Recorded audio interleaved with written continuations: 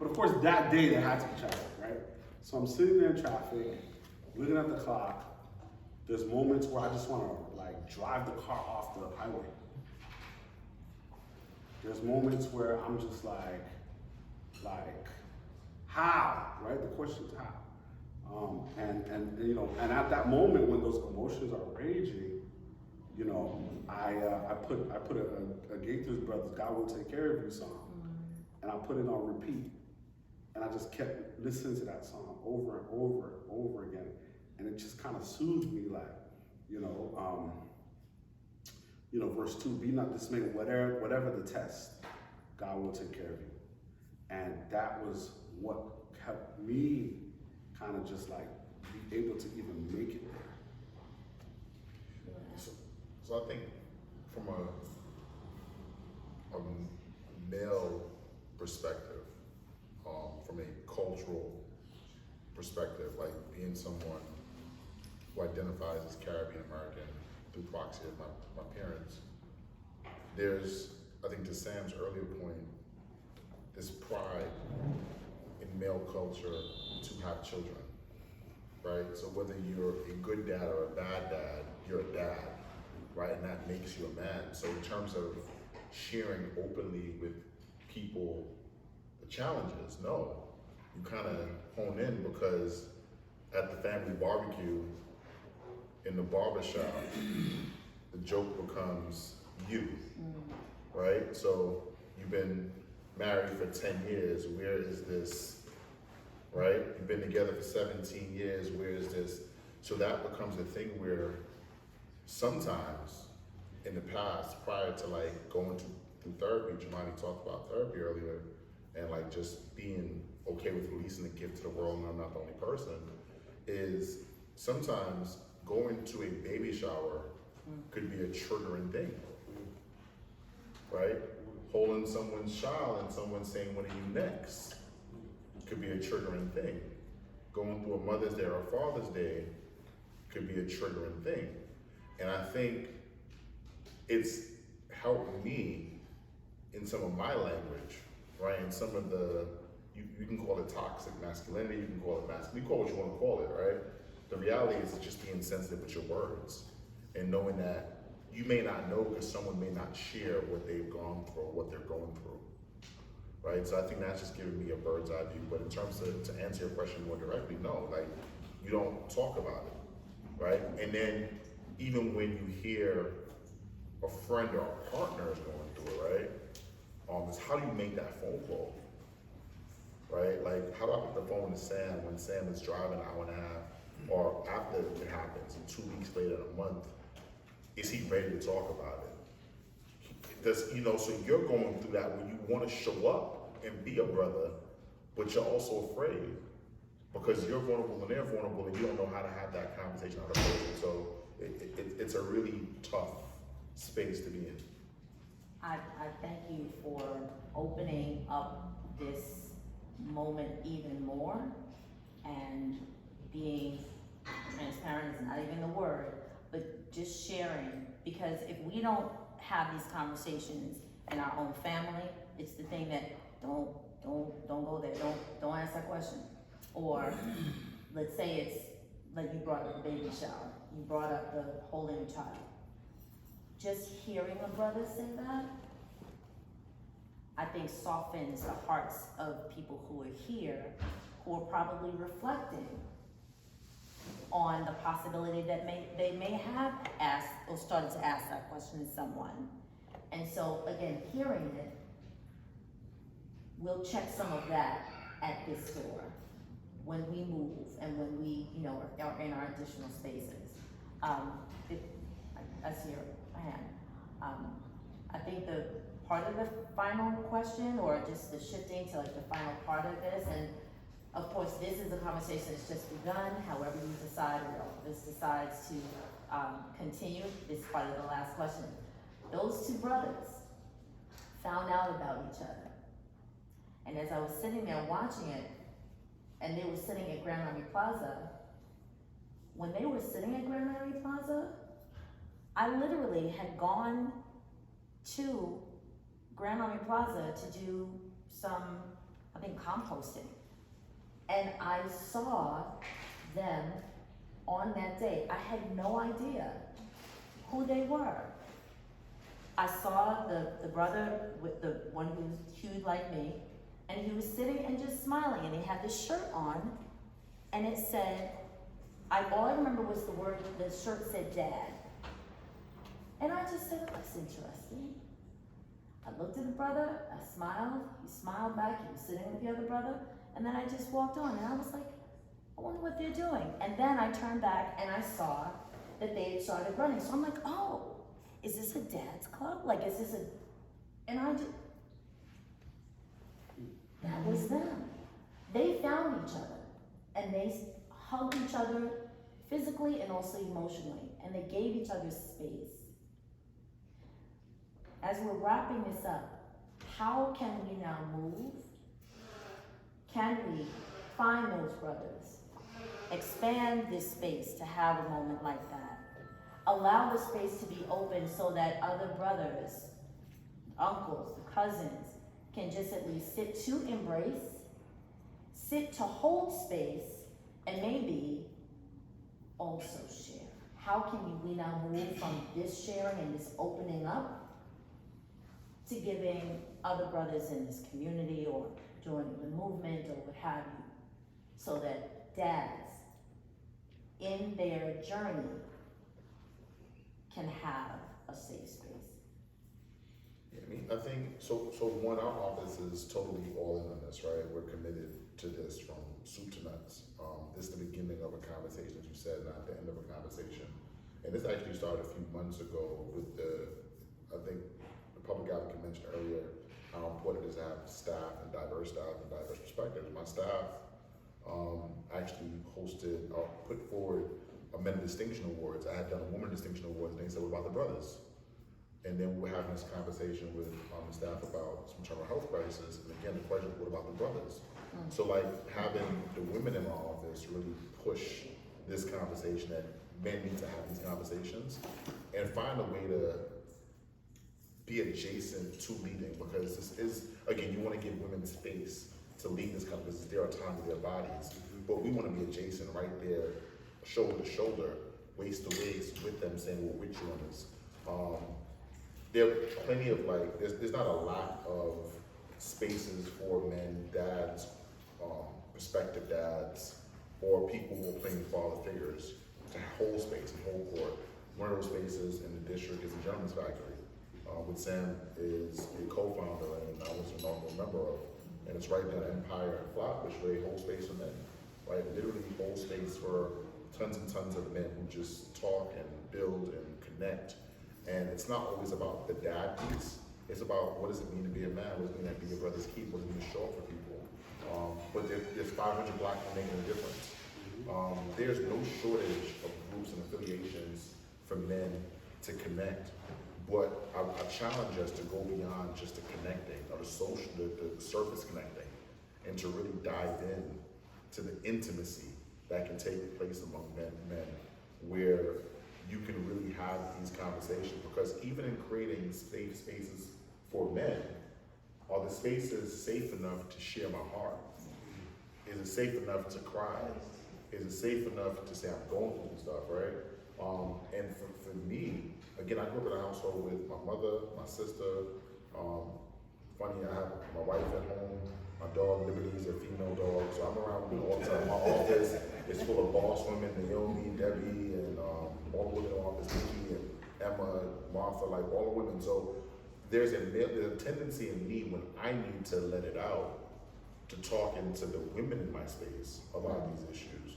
But I would love to create the dynamic and the paradox where men feel safe having even these most intimate, vulnerable conversations.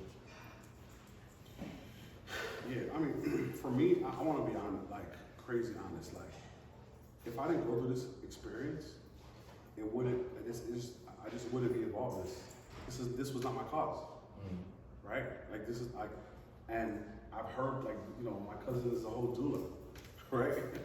Like, I've helped her with her company, sponsored, did stuff, but this is just not my space, right? Like, Black mental It was up until that. right. That's what I'm saying. So like, imagine like my cousin is an assembly member who lost twins, right? And I was there in the hospital when she lost the twin.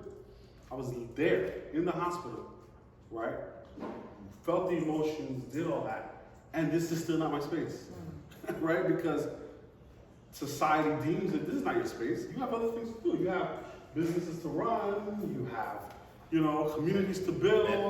Yeah, like what are you? This is not your space. What are you talking about, right? So events are happening, conversations are happening, things are happening, and it's just like, oh man, that's crazy, bro. Yo, that's hard. All right, man. Anyway, the next plan. This is just not, you know, our space like that. And I think that's the piece, right?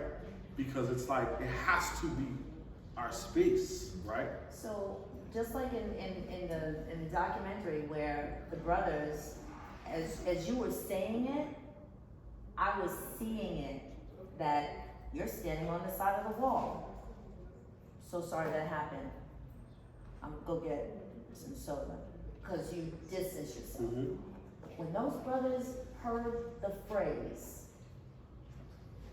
she didn't make it, or however it was that it was said, and they then had this baby, that's the moment that it seems like you're in this space now. 100%. Same here. Once I heard that, you know, that Nikki didn't make it, right? I'm in the space, right?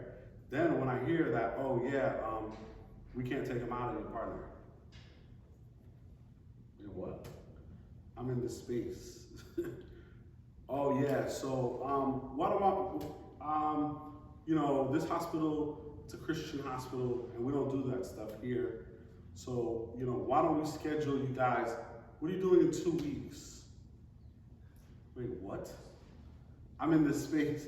All right, you know what, let's go here. We're gonna go to somewhere else. Like, this is crazy. So for clarity, it sounds like the baby is no longer living, the baby is still within, but the hospital is saying, we are not in a space, time, or place to remove. Yes, And so they're asking her to go home yes, and carry for another 2 weeks. yes. So now, the psychological impact of her having Mickey inside of her, and he's not moving, and he passed away. We don't know if he passed away 2 weeks ago, a week ago. He's literally decaying inside of her. And we're supposed to go home and go to sleep. Wow. And wake up tomorrow like it's nothing, and just call and see if there's another appointment available. And we did that. And we called. And they said, oh, actually, oh man, you should have called on Tuesday. Because it's Wednesday now, so Wednesday's too late. So we're gonna have to get you next Monday. So it's Tuesday, Wednesday, Thursday, Friday, Saturday, Sunday, Monday. Right? So, and again, I don't know how to say this, right? We've spent our lives in public service, right? So we have gained a level of power, right? Where the power has been leading us, right? It's our voice, right? When you want to talk about advocacy, we've been doing advocacy. Me and Brian's been doing advocacy since we were 16, right? Jumaane too. We literally, the three of us grew up together. So we've been in the advocacy space for years, right? And the way it works is after a while, you start to get a little bit of power, right? Now you start to get positions. Now you start having relationships with people who run things. So imagine being in a position where someone is telling you, Then you gotta wait. you have to wait, right? Not today. No, And so where did you go? that's just how it works, right? Right, and then now I'm looking at my partner who literally has a baby that passed inside of her, right? Now this is not just my space now that I'm in. Now I'm dominating the space, right? So now I have to dominate the space. So now no black woman will ever have to express this, right? Because, oh, there was advocates here in this space, right? Or people didn't navigate to figure this out. Okay. Well, now I'm here. And we made phone calls, and I literally told people over the phone, we're not spending another night with the baby inside of her. I'm not. Like, I'm not going to spend another night with the baby inside of her. Oh, Mr. Pierre, I understand everything. I said, we're not. And when I adopted that position, right, all of a sudden, oh, well, maybe there might be a place, well, actually, wait, hold on, let me put you on hold. Well, you know what, go over here to this hospital over here in Queens, right? I think they could do something there. Get to the hospital over there. Oh, yeah, due to COVID, you know, husbands can't go inside with women. Wait, she has a fetus inside of her. You want her to go in there and stay there for hours by herself? I'm going inside. Oh no, husbands can't do. No, I'm going inside. Excuse me. Right? So, and now I'm sitting there, and I see all these other women by themselves. So now it's like, wait, what? So I'm there, and I have this look on my face, like, I dare somebody come to tell me I can't be here right now. And because I adopted this energy, all of a sudden they're grabbing a chair for me. You know what I'm saying? I'm sitting down, and now it's like hours. Oh, it's a trauma. It's a trauma. We have so many things. Somebody just came in with a gunshot wound. You know, we'll get to you. We'll get to you. We'll get to you. And she's dealing with this, the fact that she's in this hospital, the psychological impacts. We're talking about 6 to 8 hours now. We'll get to you. We'll get to you. We'll get to you. So did you get the eye of the tiger again? Had to, right? So now at this point, and it's just crazy when I really relive this story, one of the residents comes into the room, closes the door, right? Hey, I think I might find someone who could do it for you. Right? Like, you know, there's a hospital, right? In a very affluent neighborhood. There's a doctor there who could probably get it done for you tomorrow.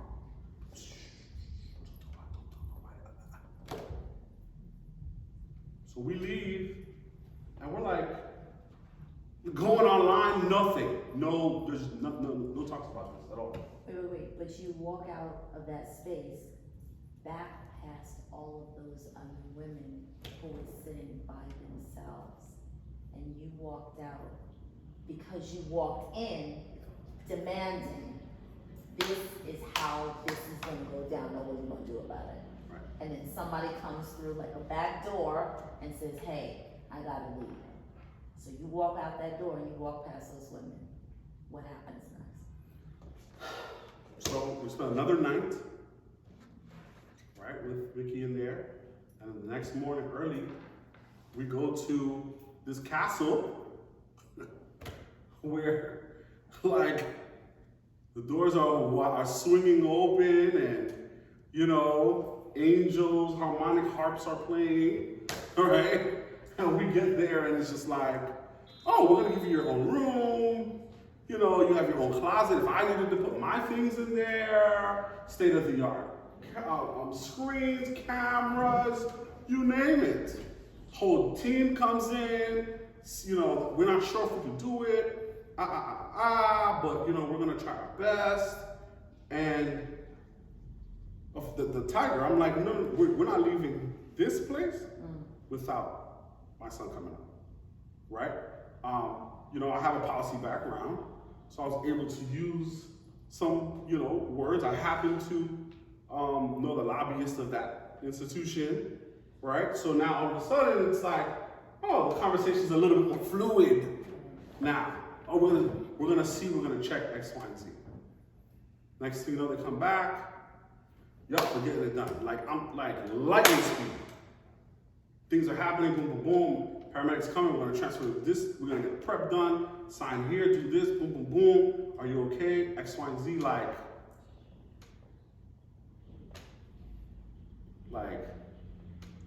got done.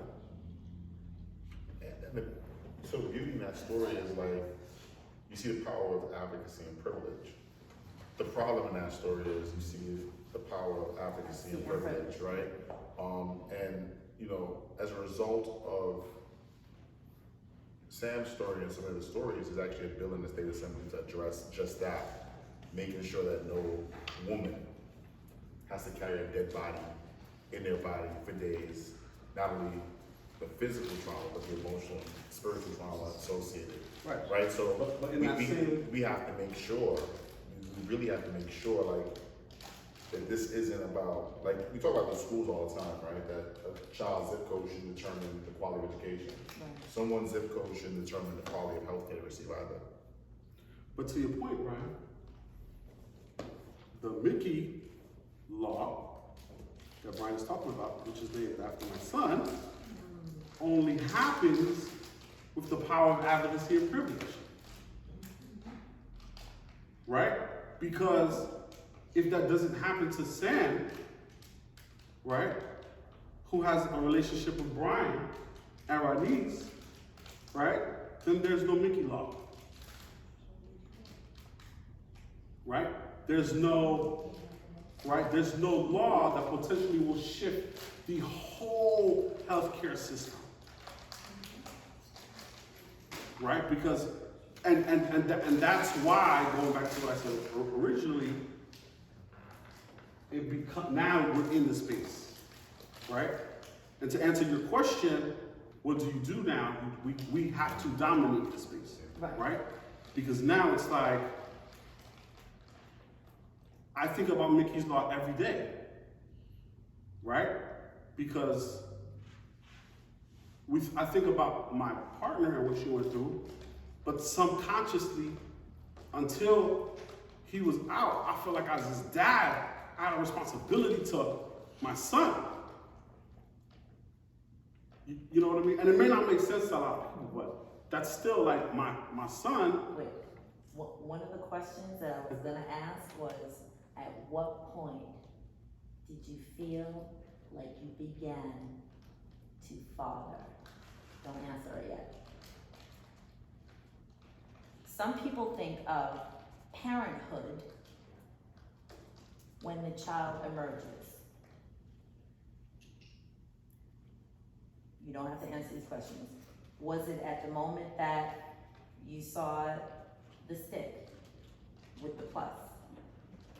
Was it at the moment that there may have been a little swelling, or was it the moment of the kick, or was it at the moment of, let's say, the missed cycle?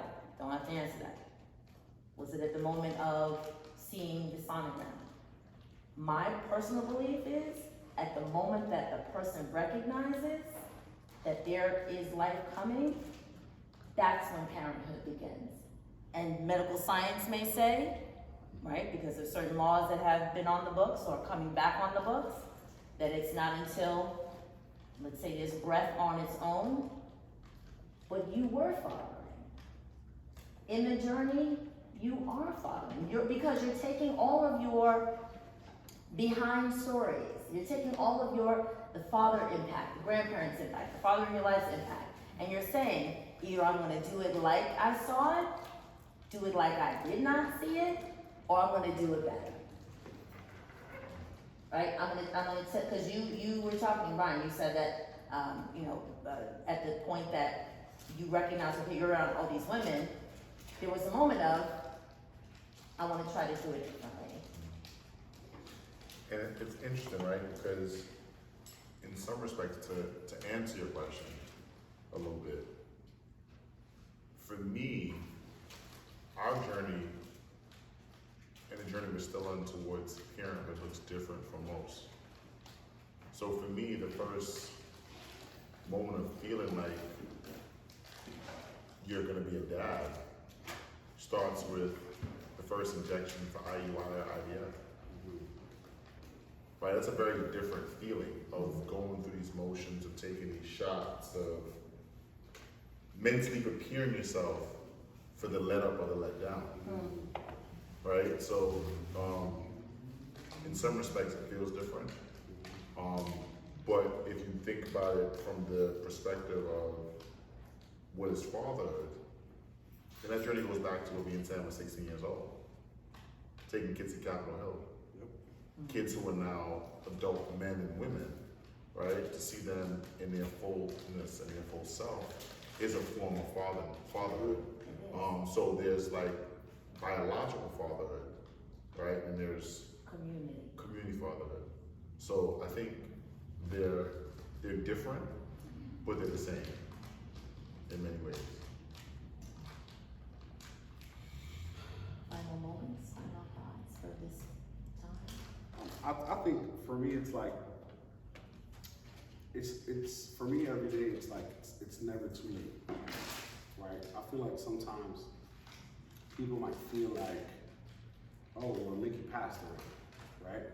So it's like it's like a, Dad, I'm sorry for you, Sam, right? And I appreciate and I welcome the condolences, but for me, he lives, right? He lives because even in his passing, he is impacting hundreds of millions of people, you know, that don't have, going back to what Brian says, that the advocacy or the access or the privilege that I had, right? So,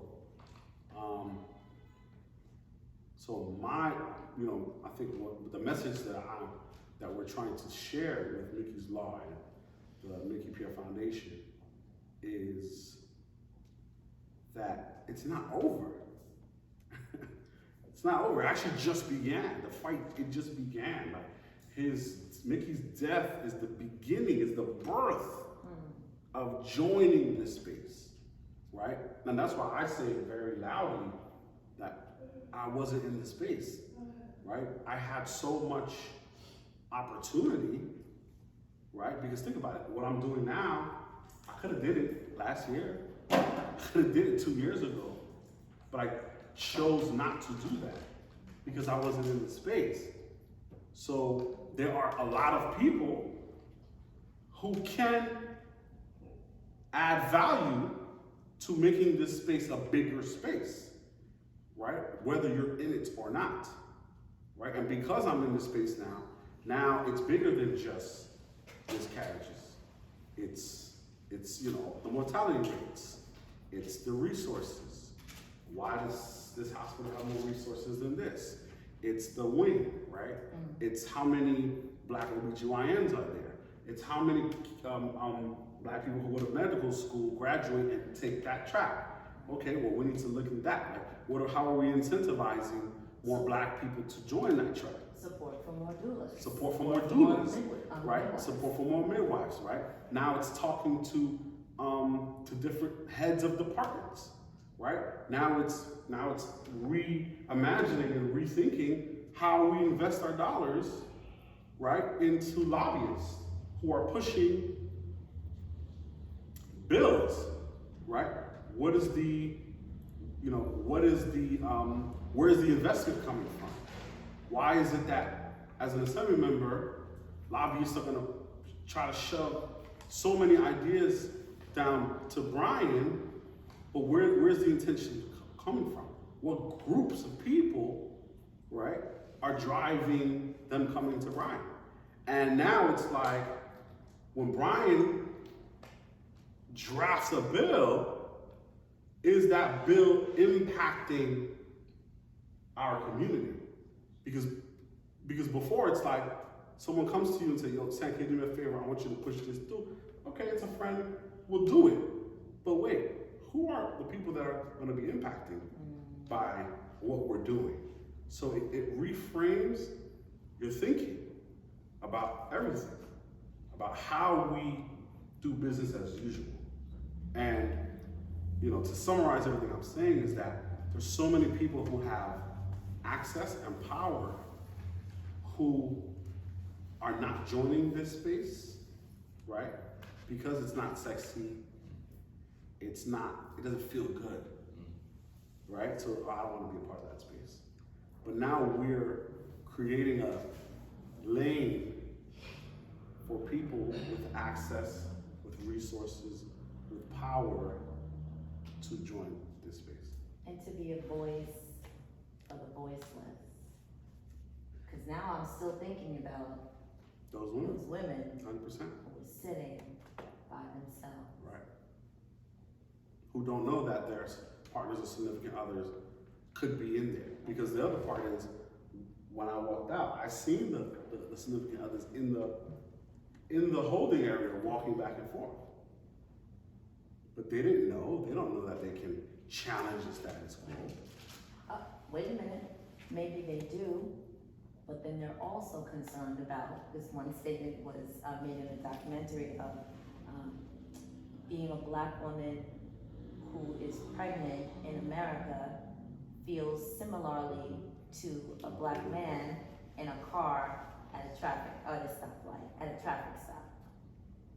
So maybe those brothers did feel like, I really wanna be in there, but I know if I take the attitude of, if I flex, right, if you feel the frog is jump, they gonna get jumped. So maybe they were like, let me save my life so I can save her life, and I don't know what's going on in there, I just have to what? If they didn't have faith to pray at that moment, they had faith to pray at that moment, because who knows what their other interactions with laws that keep lives, laws that save lives, laws that take lives. Maybe they were just trying to save lives. Final thoughts? I guess the final thought is, I think good they had the nail on the head, right? When I walked into the chamber in Albany, there's this sense that you're either doing harm or you're doing good. Like, that's a personal responsibility I take. Every bill we look at, every bill we pass, every bill we advance, every bill we introduce, every bill we sign on to is literally picking winners and losers. And so for me, representing this community is about making sure that we always win in all metrics, right? Whether that be health, whether that be education, whether that be housing, and that's the focus. I mean, in terms of building this community out, the other thing we do in this office specifically, we create task force around things, and we create community space around things, and we don't know everything, right? I'm not the smartest guy in the universe, but I have an extremely sharp team. I have community members who are impacted by the space, either directly or indirectly, and have skill sets. So in terms of keeping this conversation going on maternal health, Thursdays, today was for brothers, right, to have a conversation, and Thursdays for a women's conversation, which again, both men and women are included to come to both conversations, which is who drives the conversation. So let's keep the conversation going. But beyond that, as Sam mentioned, it's the idea that not just me, but we have the opportunity to pass laws that can make all of our systems better, including healthcare and maternal health. So let's use this moment we have for the next 2 years, however long we have in this office, to do everything we can and do as much good.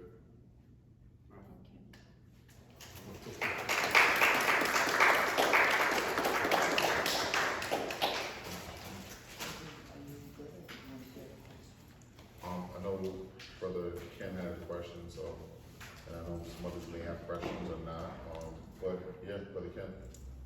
Well, during your conversation, you pretty much answered, but the safe space that isn't always provided, or the space that is supposed to be safe, which isn't always provided. I was wondering how you navigated your feelings of self-esteem or lack of self-esteem. So I can envision this brother riding up 91, and you ride, you're supposed to be there, but you ride up there, and whatever prevented you from going. How did you deal with that? And then Brian, where you were talking about everybody getting checked out. You're trying to start a family. You really don't know who, what, and so your own manliness or self-esteem as that was really. How did you navigate that so that in your own mind you could have a safe space? So I'll go real quick on this one. I think I'm getting to that place where I have a lot of friends who are starting to get colon cancer and cancers in general, that I'm not too prideful to check anything in my body anymore, right? So I think when you talk about like checking your sperm count, checking the speed, the mobility, all those things, like that's a part of your health. Like you want to know what's happening, because a lack of something could be something else going on in the body. Your body's telling you something to do everything it does. So while you're looking at it as, I'm a man, right?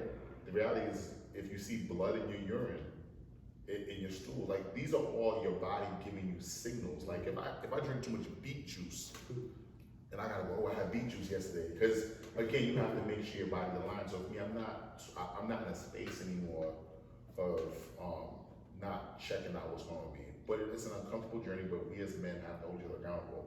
Like this month is Breast Cancer Awareness Month. The #1 killer for women is either heart disease or breast cancer. And for men, it's oftentimes colon cancer.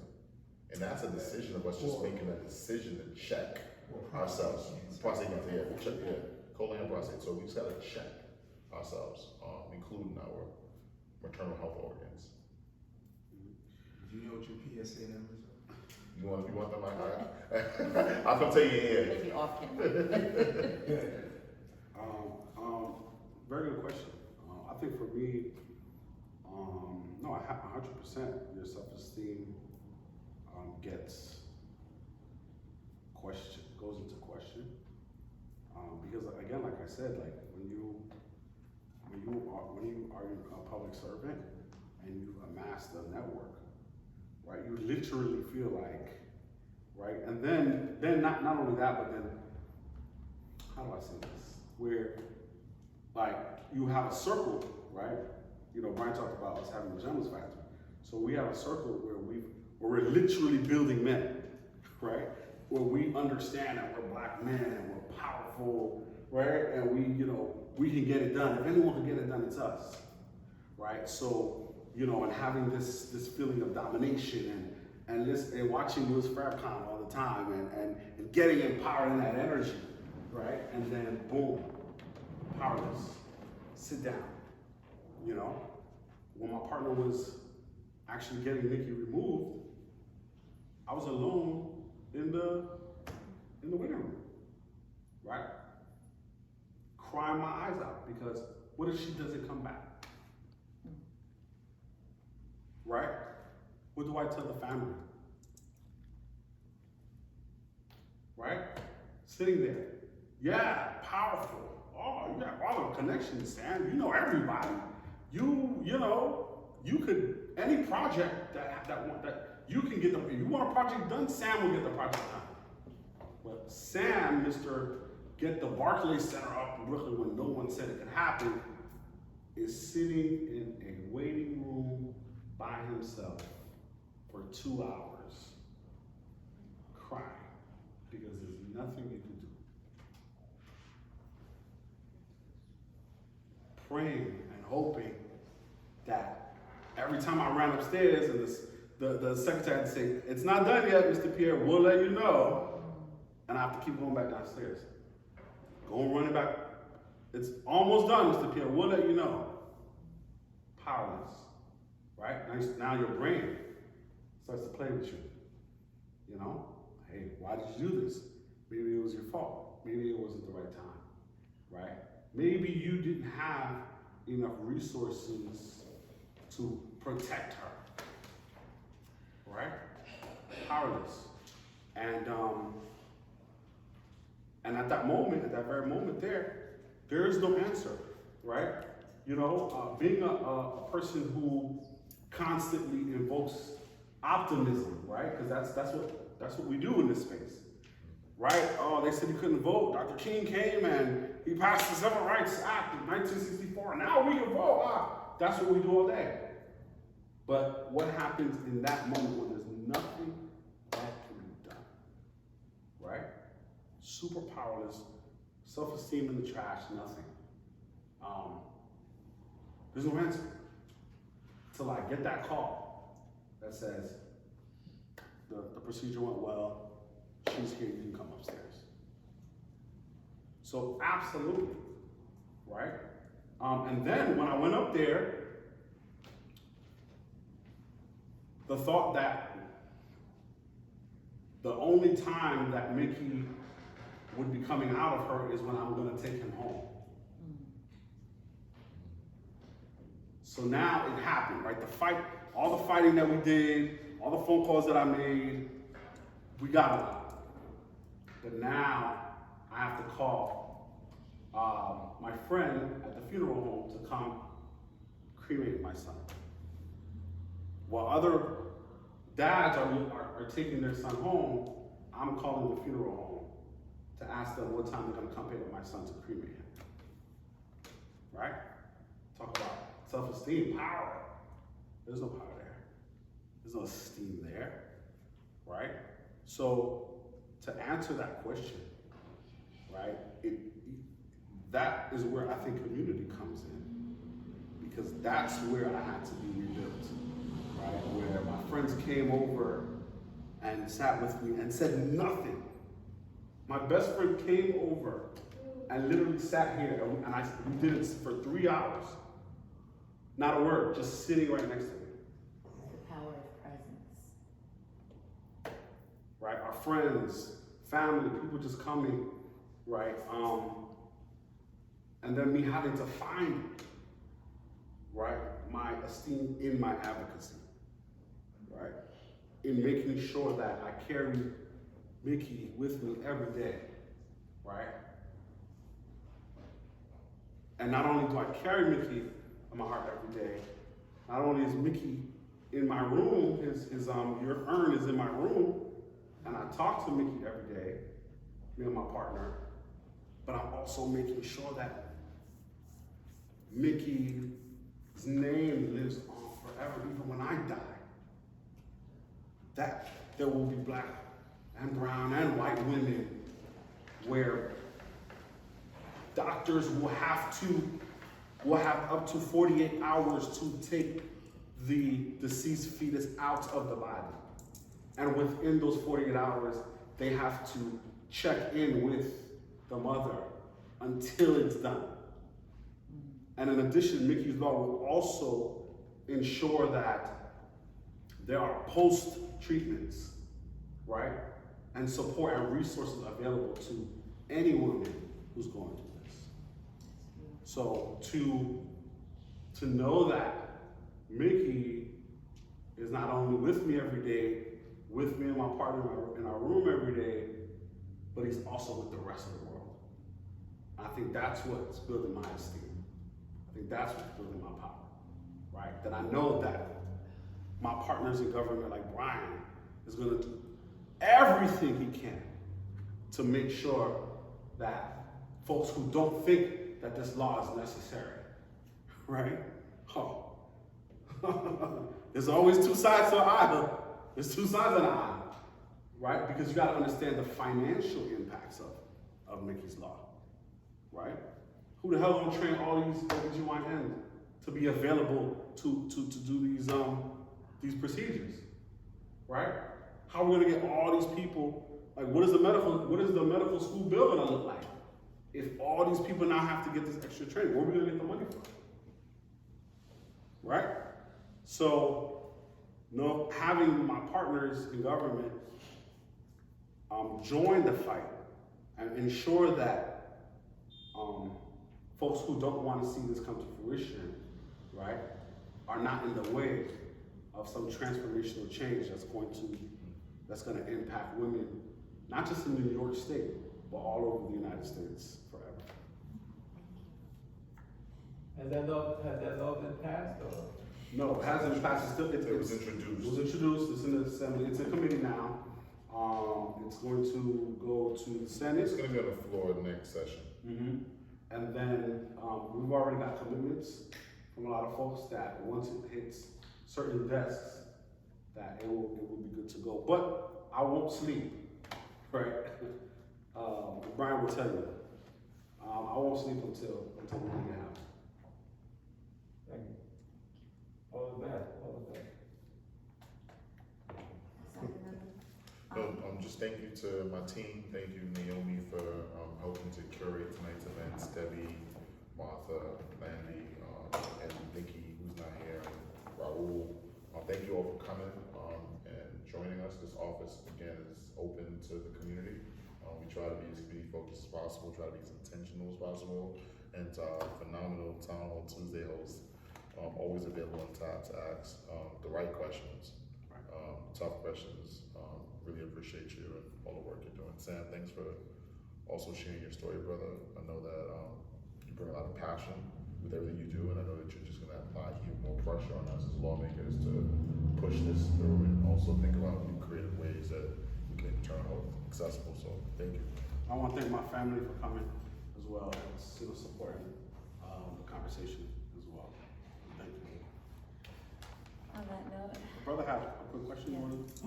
Yeah, so I relate in what you say when you say that this isn't really your space prior to your situation. I can honestly say that today I didn't really know what I was walking into besides that it was an event to speak on situations like this. I didn't really, I'll be honest, it kind of shocked me, like the video and the conversations, because I just feel like there was such a lack of knowledge in my part in this subject. And what I really want to ask to speed up the question is, I can tell that this is something like, you know, I look around, there's not anybody my age. I think it doesn't look like there's anybody my age. That's a man here. So I kind of want to know, like, what do you guys think we could do about getting more people like me in here that are more closed-minded and they don't really, like, they can hear these things. I've heard that statistic that black women are 4 times more likely to get into some type of complication. But when I see that, I'll be honest, when I see that, we kind of live in a time nowadays where I move on, and I keep going, and I keep seeing news like that, and I keep going, because I get to a point where it's, what can I do? I can't save every single black woman in this country, but being here, it shows me that if I could get some more people like me to sit down and be knowledgeable and to spread that knowledge, that it could work. So what do you think we could do to get more people in here? I think, listen, man, you said it already. You got the power right in your phone. You got a live, brother. You can do a live tomorrow, and I bet you 20% of your friends will come on.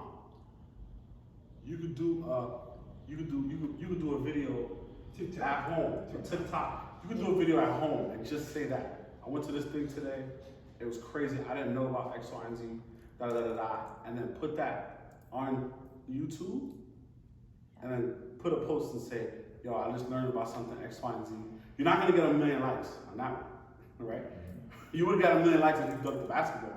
You're not gonna get 1 million likes on that, but you are gonna get 2 or 3 or 4 people that's gonna come to you and say, yo, man, that happened to me. You know, like same thing. Like I said, I didn't know about this space. Once I started feeling comfortable talking about it, all of a sudden, my close friends are telling me, yo, it happened to me too, bro. What? You know, I'm with you every day. You didn't tell me? Yo, it happened to me.